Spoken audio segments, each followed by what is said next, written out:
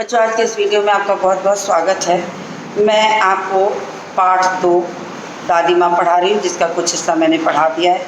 आज मैं आ गई हूँ पेज नंबर 7 पर। तो पेज नंबर 7 नोट कर लीजिए। Page number 7। वह तो बड़े लोगों का काम है। वह तो बड़े लोगों का काम है। वह तो बड़े लोगों का काम है बाबू। रुपया देकर डांटे भी ना तो क्या लाभ। कहने का मतलब रामी की चाची जो रहती हैं, उनको दादी का व्यवहार बुरा नहीं लगता। वो कहती हैं भले वो ऊपर से देखने में कठोर हैं, मगर लोगों की मदद के लिए सदैव तैयार रहती हैं। तो ऐसी स्थिति में अगर वो रुपया देकर डांटती भी हैं तो कोई बुराई नहीं, कम से कम मदद तो करती हैं। आज के दौर में ये सबसे बड़ी कठिन समस्या है कि कोई किसी की मदद के लिए तैयार नहीं होता। मैं मन ही मन इस तर्क पर हंसता हुआ आगे बढ़ गया। लेखक ने जब ये बात सुनी तो उन्हें लगा कि वास्तव में लोग उनके प्रति ऐसा प्रेम रखते हैं कि उनकी डांट को भी उनका व्यवहार, उनका प्रेम समझ करके स्वीकार कर लेते हैं। तो ये चीज़ यहाँ कही गई है। मैं मन ही मन इस तर्क पर हंसता हुआ आगे बढ़ गया। किशन के विवाह के दिनों की बात है। विवाह के 4-5 रोज पहले से औरतें रात रात भर गीत गाती हैं। विवाह की रात तो अभिनय भी होता है। यह प्रायः एक ही कथा पर हुआ करता है। अब उन्होंने गाँव में प्रचलित जो विवाह की परंपराएं हैं, उस परंपरा को बताते हुए इन्होंने कहा है कि गांव में प्रचलित होने विवाह की परंपरा होती है कि जब उसकी तैयारी कई महीनों से चलती है। स्त्रियां घरों में गीत गाती हैं और घर के कामों को इकट्ठा होकर करती हैं। तभी दादी माँ ने कहा कि यदि मैं कोई काम न करूं तो कोई काम होने वाला ही नहीं है। ये कहकर वो दिखाती हैं कि बिना उनके कोई काम नहीं होता, जबकि सारी स्त्रियां जानती थी कि दादी माँ करती तो कुछ नहीं है, लेकिन उनके निर्देशन में सारे कार्य यथा समय पूर्ण हो जाते हैं।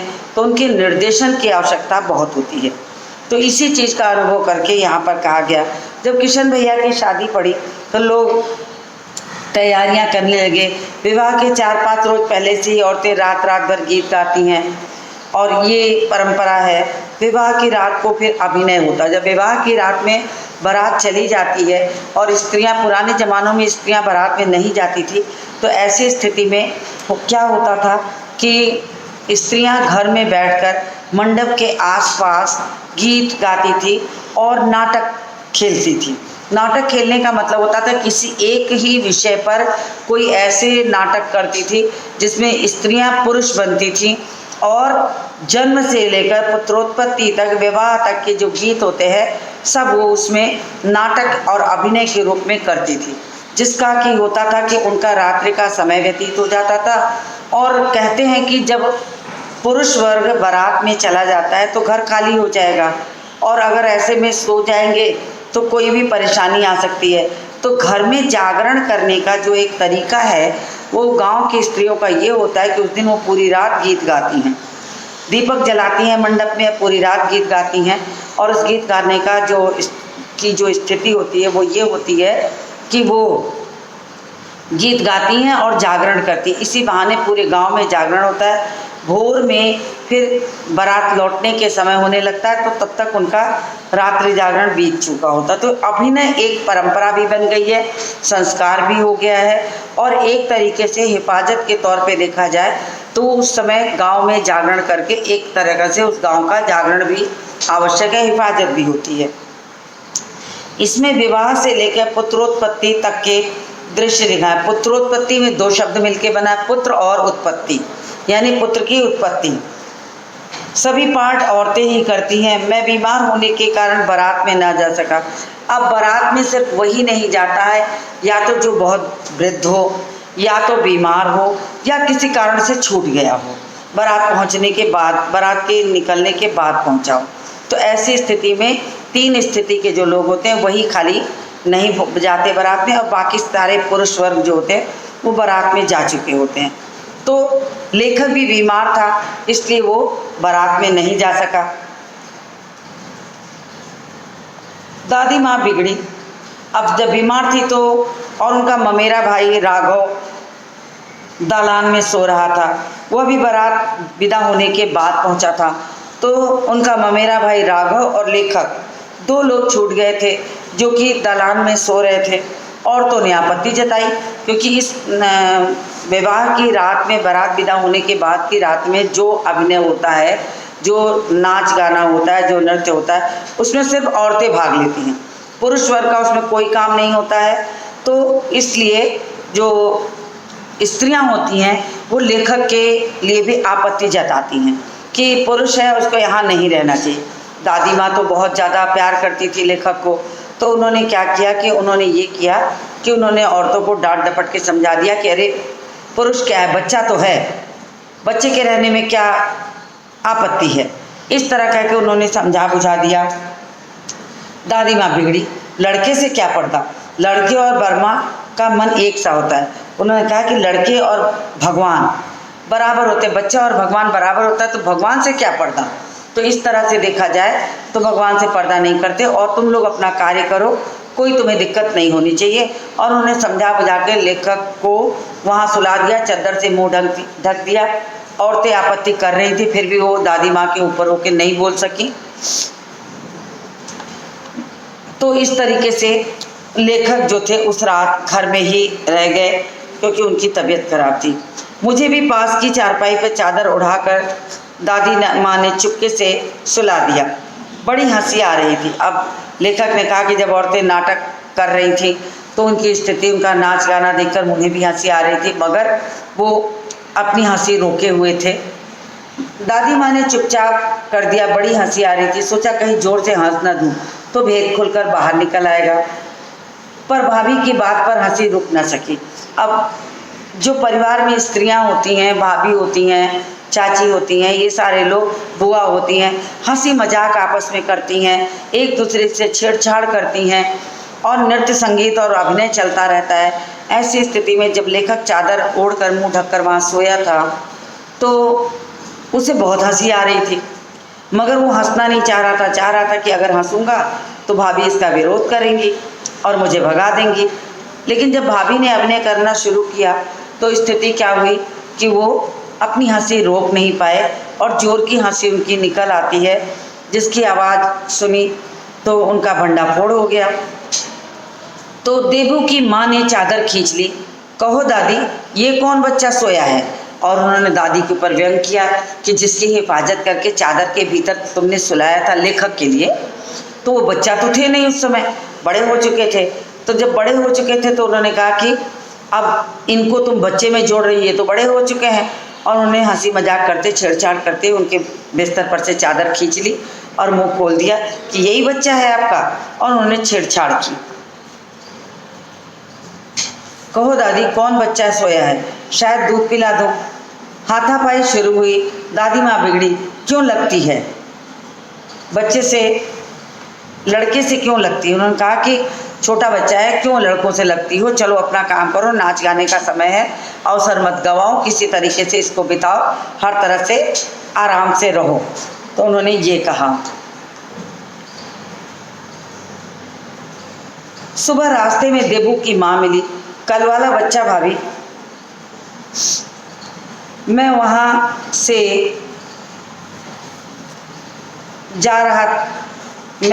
से जोर से भागा। कल वाला बच्चा भाभी, मैं वहाँ से जोर से भागा और दादी माँ के पास जा खड़ा हुआ। वस्तुतः किसी भी प्रकार का अपराध हो जाने पर जब हम दादी माँ की छाया में खड़े हो जाते तो अभय दान मिल जाता। तो शब्द आया है अभय दान, शब्द आया है अभय दान। अभय दान मतलब पूरी तरीके से मुक्ति, छूट मिल जाती है। तो हर तरह का अपराध करके भी अगर बच्चे माँ, दादी, नानी के आंचल में जाकर छिप जाते हैं तो अभय दान, तो उनको क्या मिलती है? छूट मिल जाती है, बचाव या छूट कह सकते हैं। तो बचाव हो जाता था, दादी नानी उनका संरक्षण कर देती थी, डांट मार से बच जाते थे। और इस तरह से देखा जाए तो उन्हें किसी भी प्रकार का जो था वो कष्ट नहीं होता था और अपने बचाव के लिए दादी और नानी के आंचल में छुप करके अपने आप का बचाव कर लेते थे। तो उन्होंने भी ये कहा।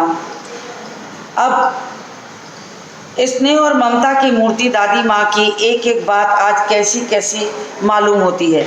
और जब उन्होंने दादी माँ की मृत्यु का समाचार सुना और वो पत्र उनके हाथ में रहता है तो उन्हें दादी माँ की साक्षात मूर्ति आँख के सामने उनके घूमती है और ऐसे घूमती है कि जैसे लगता है उनकी सारी बात सजीव हो उठी हो।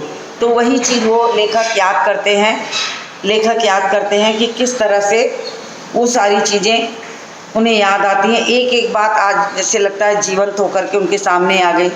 परिस्थितियों का वात्या चक्र जीवन के सूखे पत्ते सा कैसा नाचता है। अब उन्होंने कहा परिस्थितियों का जो समय चक्र है वो घूमता हुआ सा प्रतीत होता है कि किस तरीके से वो समय आया और चला गया, किस तरह से समय व्यतीत हुआ। तो उन्होंने ये सारी चीज़ें कहा है। तो वात्या चक्र वैसे तो कहते हैं चक्रवात को, लेकिन यहाँ घटनाक्रम के लिए वात्या चक्र, इसको या तो आप घटनाक्रम कह सकते हैं जो सारी, या चक्रवात वैसे होता है जो चक्रवात भी कहते हैं उस हवा को जो बहुत तेज चलती है और गोल गोल चलती है आंधी की तरह। आप देखेंगे वैसी आंधी जब आती है तो हवा के कूड़े करकट जो भी थे वो गोल गोल से ऊपर तक उड़ते हुए दिखाई पड़ते हैं, चक्रवाती हवा उसको कहते हैं। लेकिन यहाँ पर चक्रवाती हवा का मतलब होता है घटनाक्रम, यानी लेखक को दादी माँ के साथ बिताया हुआ प्रत्येक पल जो है एक एक क्रम से जो है वो याद आता रहता है, उस चीज़ के लिए कहा गया है। जीवन के को सूखे पत्ते सा कैसा मालूम, कैसा नचाता है, इसे दादी माँ खूब जानती थी। दादा की मृत्यु के बाद से वे बहुत उदास रहती थी। अब उनको लेखक को याद आने लगता है कि जब दादा की मृत्यु हो जाती है उसके बाद दादी के चेहरे पर जो हर समय लोगों से लगी रहती थी, लोगों की सेवा करती रहती थी और हंसी मजाक भी करती थी, वो दादा की मृत्यु के बाद अचानक जैसे उदास हो गई हो, जैसे उदासी उनके चेहरे पर भर गई हो। दादा की मृत्यु के बाद वे बहुत उदास रहते। संसार उन्हें धोखे की चट्टी मालूम होता। धोखे की पटरी, धोखे की चट्टी का मतलब होता है आड़, कि जो कहते हैं कि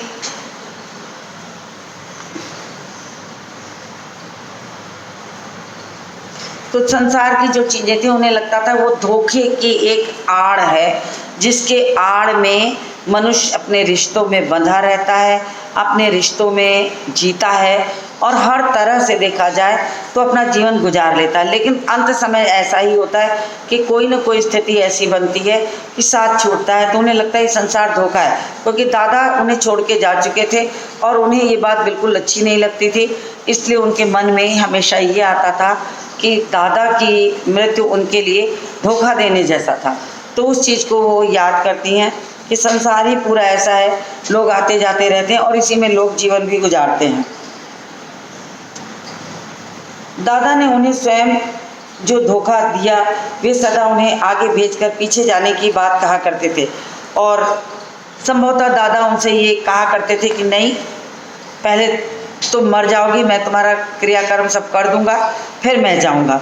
ऐसा होता है पति पत्नी के बीच, जब वृद्धावस्था आ जाती है तो ऐसी वृद्धावस्था में आपस में ऐसी बातें होती हैं कि मैं मर जाऊं तब तुम जाना, नहीं तो मेरा दाह संस्कार, मेरा क्रियाकर्म कौन करेगा। तो बुढ़ापे में अपने पति से ज़्यादा करीबी और हो जाने के कारण उन्हें लगता है कि अगर बाल बच्चे पड़ोस वाले मुझे नहीं पूछे तो मेरा पति तो पूछेगा, ये सोचकर उन्होंने ये चीज़ें कहते हैं। तो दादा दादी के बीच में भी ऐसी बात होती थी, तो दादा हमेशा ये कहते थे कि नहीं, मैं पहले तुमको भेज दूंगा फिर जाऊंगा, तुम निश्चिंत रहो, तुम्हारी कोई दिक्कत नहीं आएगी। लेकिन जब दादा की मृत्यु पहले हो जाती है तो दादी को ये लगने लगता है कि दादा जो है वो धोखा दे के चले गए। तो ये चीज़ यहाँ पर कही गई है। जो धोखे की बात इन्होंने की है वो यही है कि उन्हें लगता था कि उनकी मृत्यु पहले होगी दादी की, फिर दादा की होगी, क्योंकि दादा हमेशा यही कहते थे। लेकिन ऐसा नहीं हुआ, दादा की मृत्यु पहले हुई, दादी की मृत्यु बाद में हुई, इसीलिए उन्होंने संसार को धोखे की चट्टी कहा।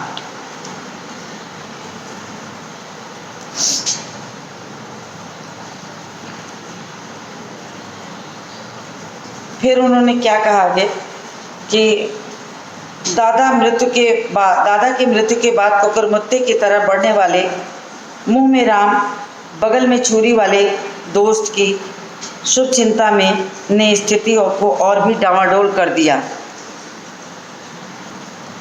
फिर जब दादा की मृत्यु हो जाती है तो जो मृत्यु के बाद उनके मित्र थे, कुकुरमुत्ते की तरह बढ़ने वाले मुंह में राम बगल में छुरी, जो मुंह से तो बड़ा मीठा मीठा बोलते थे और बगल में छुरी का मतलब स्वार्थी भाव। तो उन्होंने कहा कि ऐसे मित्रों की बाढ़ लग गई जो दादा का हालचाल पूछते थे और उनकी धन संपत्ति पर ऐश करने वाले थे। वो क्या करते हैं, वो ये सोचते हैं कि बस शुभ चिंतक बन के, उनकी सच्चाई भलाई सोचने वाला बन करके उनके करीबी बन जाए और श्राद्ध में खूब आनंद उठाएंगे, क्योंकि दादा के पास अपार संपत्ति थी। तो और दादी ने देखा कि मृत्यु के बाद कुकुरमुत्ते की तरह बढ़ने वाले मुंह में राम बगल में छुरी वाले शुभचिंतकों की स्थिति जो थी वो बिल्कुल ऐसी हो गई कि बढ़ने वाले जो लोग थे, दोस्त थे, उनकी स्थिति डामाडोल हो गई। दादा के श्राद्ध में दादी माँ मना करने पे भी पिताजी ने अतुल संपत्ति व्यय की। व्यय का मतलब होता है खर्च। व्यय का तात्पर्य होता है खर्च। कि जब गांव में जो नियम है वो ये है कि जब किसी घर के दादा दादी का कुछ मृत्यु वगैरह होती है तो वो सोचते हैं कि ऐसा श्राद्ध करो कि 7 पुश्त याद करे, या 7 आसपास के 10 गांव को पूरे एक बच्चे, हर घर के एक बच्चे तक को निमंत्रण देते हैं कि दादा के श्राद्ध में सब खाना खाए, कोई भूखा ना रहे। उसके पीछे की सोच होती है नाम, कि दादा का नाम होगा कि भाई उनका श्राद्ध तो ऐसा हुआ था कि 10 गांव के लोग खाए थे, सुबह से लोग खाना शुरू कर दिए थे, रात तक खाए थे। ये सब चीज़ें गांव में बड़ी नाम की होती है, लोग नाम के मारे इसको करते हैं। और अपार संपत्ति पिता ने खर्च की, मतलब लेखक के पिता ने खर्च की कि इतना पैसा। दादी बार बार मना कर रही थी कि इतना करने की कोई ज़रूरत नहीं है, ऐसे समय में कुछ कम में भी किया जा सकता है, लेकिन वो नहीं माने और बहुत पैसा खर्च किया। तो दादी को ये बात बिल्कुल जची नहीं कि किसी की मृत्यु के बाद ऐसे अपार संपत्ति व्यय की जाए। वह घर की तो थी नहीं, तो उन्होंने कहा कि अपार संपत्ति खर्च करने की यहाँ पर कोई आवश्यकता नहीं थी। दादी माँ अक्सर उदास रहा करती थी। माघ के दिन थे, कड़ाके का जाड़ा पड़ रहा था, पछुआ का सन्नाटा और पाले की शीत हड्डियों में घुस रही थी। अब लेखक ने उस समय का वर्णन किया है जब वो जाड़े के महीनों में दादी माँ के पास रहते थे। दादी माँ अक्सर उदास रहा करती थी। माघ के दिन थे, कड़ाके का जाड़ा पड़ रहा था। अब उन्होंने माघ महीने का वर्णन किया है कि उस समय कड़ाके की ठंड, जनवरी माह में कड़ाके की ठंड पड़ रही थी और इस ठंड में उन्होंने देखा कि दादी माँ जो है वो बहुत उदास लग रही हैं और पछुआ का सन्नाटा पाले और इतना ठंड था कि शीत जो थी, जाड़ा जो था, जैसे हड्डियों में घुस जा रहा हो। मैंने देखा दादी माँ गीली धोती पहने कोने वाले कमरे के संदूक पर दिया जलाकर हाथ जोड़े बैठी हैं। तो उन्होंने क्या देखा, लेखक ने देखा कि उस ठंड में भी दादी माँ नहा कर आई हैं जैसा कि वो हमेशा करती थी, और उसके साथ ही साथ वो गीले वस्त्रों में एक संदूक, एक छोटी सी पेटी जिसको कह सकते बक्से के ऊपर एक दिया जलाकर हाथ जोड़े बैठी हैं। वो अपनी पूजा पाठ का जो नियम था उस नियम को करती थी और गीली धोती में भी थी। गीली धोती पहने कोने वाले घर में एक संदूक पर दिया जलाकर हाथ जोड़े बैठी हैं। उनकी स्नेह कातर आँखों से मैंने आंसू कभी नहीं देखे थे। अब लेखक ने कहा कि उनकी आंखों में मैंने आंसू कभी नहीं देखे थे। वो दूसरों के आंसू पोंछने वाली थी, दूसरों के दुख दर्द को कम करने वाली थी। कोई बीमार हो जाए, गांव में किसी को ज़रूरत हो, रुपए पैसे की आवश्यकता हो, हर तरह की सुख सुविधा देकर दादी उसको अपनत्व के भाव से अपना लेती थी। तो दादी की आंखों में कभी कष्ट नहीं थी, लेकिन दादा के जाने के बाद उनकी आंखों में उदासी छाने लगी। और उस दिन वो दीपक जला करके बैठ के उनके आंखों में लेखक ने आंसू देखा। मैं बहुत देर तक मन मारे उनके पास खड़ा रहा और लेखक बहुत देर तक कोने से खड़े होकर के उदास मन से, लेखक भी उदास मन से उसी जगह खड़े होकर के दादी को देखते रहते हैं कि आखिर क्या कहूँ दादी से कि आप क्यों रो रही हैं, क्योंकि लेखक दादी से इतना पूछने का साहस नहीं कर पाते थे और बहुत देर तक वो ऐसे ही देखते रहे। उन्होंने आंखें खोली। दादी माँ, मैंने धीरे से कहा।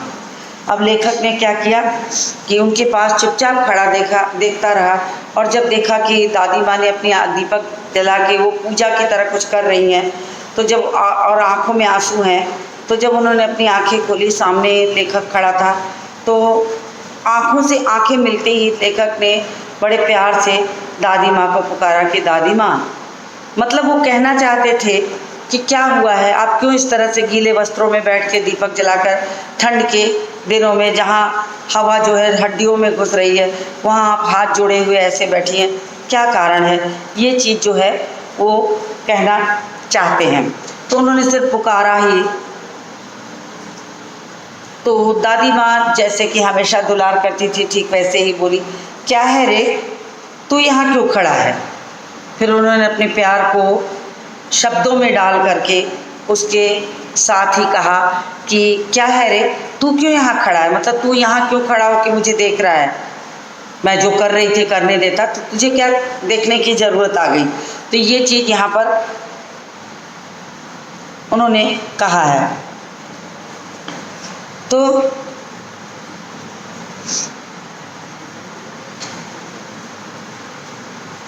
उनकी दादी माँ, एक बात पूछूं, बताओगी ना। तब लेखक ने बड़ी हिम्मत जुटाकर दादी माँ से कहा कि मैं कुछ तुमसे पूछना चाहता हूँ, तुम बताओगी ना। मैंने उनकी स्नेहपूर्ण आँखों की ओर देखा और लेखक ने उनकी आँखों की ओर झांकते हुए कहा, क्या है, पूछ।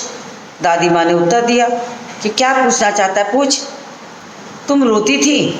अब लेखक के मन में ये भन आया कि दादी माँ क्यों रो रही हैं, वो सबसे पहले जान लूँ।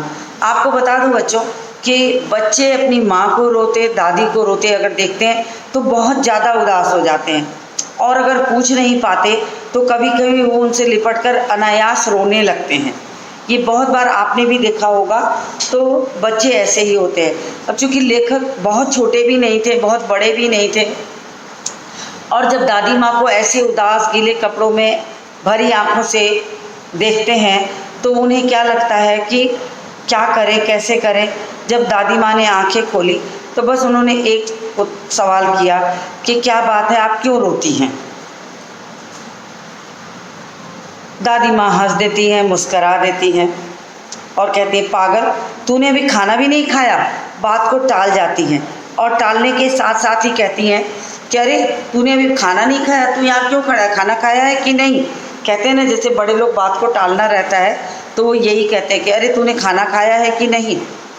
तो बच्चे अगर भूखे हैं या प्यार पाते हैं तो कह देते हैं नहीं खाया, तुमने दिया कहाँ। तो ऐसे कह करके वो अपना प्यार जताते हैं। तो कभी कभी ऐसा होता है, लेखक भी ऐसे ही कहा कि दादी माँ तुम क्यों रो रही थी। तो दादी माँ ने बात को टाल दिया और कहा कि अरे तूने खाना खाया कि नहीं। पागल, तूने अभी खाना भी नहीं खाया। नहीं खाया ना, चल चल धोती तो बदल लो दादी माँ, मैंने कहा। और जब चूँकि लेखक ने उन्हें देखा था कि वो गीले वस्त्रों में बैठकर पूजा कर रही हैं, तो लेखक को जब दादी माँ ने कहा कि चलो मैं तुम्हें खाना देती हूँ, तो लेखक ने तुरंत उनसे कहा कि पहले अपने वस्त्र तो बदल लो, गीले कपड़ों में बैठी हो, अपार ठंडी का वक्त है, सर्दी पड़ रही है और तुम उसमें बीमार हो जाओगी। दूसरों की सेवा करती हो खुद गीले वस्त्रों में, तो पहले धोती तो बदल लो।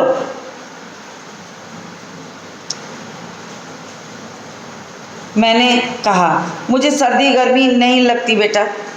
देखिए दादी माँ ने क्या उत्तर दिया कि छोड़ो, मैं बुजुर्ग हो गई हूँ, मुझे अब सर्दी गर्मी नहीं लगती, मैं सबकी अभ्यस्त हो गई हूँ, तू मत परेशान हो, चल मैं तुझे खाना दूँ। और वो उन्हें खींचती हुई रसोई में ले गई, रसोई की ओर ले गई। सुबह मैंने देखा कि चारपाई पर बैठे पिताजी और किशन भैया मन मारे कुछ सोच रहे हैं। अब चूँकि घर में पिताजी के श्राद्ध में अपार पैसे खर्च किए गए थे और दादी माँ भी दुखी थी, मगर वो रोक नहीं सकती थी, कह नहीं सकती थी। तो लेखक ने देखा कि उसी दिन जो किशन भैया जिनकी शादी हुई थी अभी अभी, और पिताजी घर के आंगन में खाट पर बैठे हुए कुछ चिंता मग्न से दिखाई दे रहे हैं। जिस चीज़ को लेखक ने देखा, लेखक ने जो चीज़ अनुभव की थी वो उस कहानी में डाल दिया है। किशन भैया मन मारे कुछ सोच रहे थे और कहते हैं कि दूसरा चारा ही क्या है। बाबू बोले, रुपया कोई देता नहीं, कितने के तो अभी पिछले भी बाकी हैं। वे रोने रोने के से हो गए। अब उन्होंने कहा कि क्या कहूँ, कैसे कहूँ, घर का खर्चा कैसे चलेगा, और अब ऐसी स्थिति आ गई है कि कोई उधार नहीं देता है, जो लिया है वो वापस नहीं कर रहा है, तो घर का खर्चा कैसे चलेगा। और इस बात को लेकर किशन भैया और लेखक के पिताजी आपस में विचार विमर्श करते हुए खाट पर बैठे हैं और दुखी से प्रतीत होते हैं। तो अभी पिछले भी बाकी हैं, कितने के तो अभी पिछले भी बाकी हैं। वे रोने रोने से हो गए, बहुत दुखी हो जाते हैं। तो दादी माँ ने जब उन्हें रोते देखा तो कहा, रोता क्यों है रे। दादी माँ ने उनका माथा सहलाते हुए कहा, मैं तो अभी हूँ ना। ये सहारा, ये शब्दों का जो सहारा है वो ऐसा होता है कि उस सहारे को देखा जाए तो बल मिलता है। तो दादी माँ ने लेखक के पिता के माथे पर हाथ रख के कहा कि तू क्यों घबरा रहा है, मैं जिंदा हूँ ना। बुजुर्ग ऐसे ही कहते कि मैं हूँ ना, दादा नहीं है तो क्या, मैं तो हूँ, तू किस बात की चिंता करता है, मैं तो अभी हूँ ना। उन्होंने संदूक खोलकर एक चमकती सी चीज़ निकाली और उस स्थिति को संभालने के लिए उन्होंने संदूक खोली। संदूक मतलब बॉक्स अपना खोला और बक्से को खोल करके उसमें से एक चमकती सी चीज़ निकाली और पिता के हाथ पर, यानी दादा ने जो उन्हें दिया था वो पिता के हाथ पे रखते हुए उन्होंने क्या कहा वो देखिए। तेरे दादा ने यह कंगन मुझे इसी दिन के लिए पहनाया था। उन्होंने कहा कि कठिन परिस्थितियों में औरतों के गहने काम आते हैं। गांव घरों में प्रायः ऐसा ही होता है, जब घर में कोई विपरीत स्थिति आ जाती है और कोई देखरेख करने वाला नहीं होता, तो ऐसी स्थिति में जो घर के गहने होते हैं उन्हें गिरवी रखकर या उन्हें बेचकर स्थिति को संभाला जाता है। तो दादी ने भी देखा कि जब पिता और किशन भैया बहुत चिंतित हैं तो वो कुछ नहीं करती हैं, चुपचाप जाती हैं, अपना बक्सा खोलती हैं और बक्से में से कंगन निकाल के लाती हैं और लेखक के पिता के हाथों पर रख करके कहती हैं, कठिन परिस्थितियों के लिए ही तुम्हारे दादा ने मुझे ये पहनाया था, लो इसे रखो और स्थिति को संभालो। मुझे इसी दिन के लिए पहनाया था। उनका गला भर आया। मैंने इसे पहना नहीं, इसे सहेज कर रखती आई हूँ। फिर उन्होंने कहा कि मैंने इसे आज तक अपने हाथ में डाला भी नहीं है और इसे हमेशा ही मैंने सहेज कर रखा है। शायद इसी दिन के लिए रखा था कि कभी कोई ऐसी स्थिति आ जाए तो मैं उस स्थिति को संभाल सकूं। आज दादा नहीं है और सारी जिम्मेदारी मेरी बन रही है, तो तुम इसे अपने पास रखो। मैंने इसे पहना नहीं, इसे सहेज कर रखती हूँ। यह उनके वंश की निशानी है। उन्होंने आंसू पोंछकर कहा, पुराने लोग आगा पीछा सब सोच लेते थे बेटा। फिर उन्होंने कहा कि ये जो कंगन है उनके वंश की पीढ़ी दर पीढ़ी निशानी है। जैसा कि बहू आती है तो सास अपना कंगन उसे पहनाती है, तो उन्होंने कहा कि ये वंश की निशानी है, दादा ने मुझे दी थी और मैंने भी संभाल के रखा था गाढ़े दिनों के लिए। तो ये कहते हुए उनकी आंखें तो भर जाती हैं, लेकिन उन्होंने कहा कि संभवतः पुराने लोगों को पता होता था कि कठिन परिस्थितियों में और कुछ काम नहीं आएगा, तो वो ऐसे ही दिनों के लिए ऐसी चीज़ें संभाल कर रखते थे। तो उन्होंने बेटे के हाथ पर रखते हुए कहा कि लो इसे संभालो। सचमुच मुझे दादी माँ शाप भ्रष्ट देवी सी लगी। अब लेखक ने कहा कि मुझे ऐसा लग रहा था जैसे कोई साक्षात स्वर्ग से उतरी हुई देवी हैं जिनको शापित हैं और धरती पर जन्म ले लिया। धुंधली छाया विलीन हो गई। मैंने देखा दिन काफ़ी चढ़ आया है। पास के लंबे खजूर के पेड़ से उड़कर एक कौवा अपनी घिनौनी काली पांखें फैलाकर मेरी खिड़की पर आ बैठा था। हाथ में अब भी किशन भैया का पत्र कांप रहा था। काली चींटियों की कतारें धूमिल हो रही थी। आंखों पर विश्वास नहीं होता। मन बार बार अपने से पूछता था, क्या सचमुच दादी माँ नहीं रही? तो उन्होंने कहा कि जब ये सारी चीज़ें एक पिक्चर की चित्र की तरह आंखों से गुजरी तो उन्हें लगा कि दादी माँ स्वर्ग से उतरी हुई देवी हैं जो शापित हैं, धरती पर जन्म ले ली हैं। तभी सामने के पेड़ से एक कौवा उड़ता है, उनकी तंद्रा भंग होती है और अभी भी वो पत्र उनके हाथ में था जिसमें उन्होंने दादी माँ की मृत्यु का समाचार पढ़ा था। और उसे देख करके उन्हें लगा कि क्या सचमुच दादी माँ अब नहीं हैं।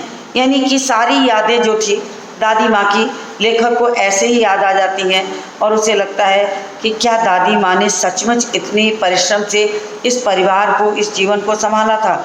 और यही बात उनके मन में घूमती है, इसलिए उन्होंने अंतिम लाइन में कहा, क्या सचमुच अब वो नहीं रही, अर्थात अब सिर्फ उनकी यादें ही मेरे पास शेष बची हैं।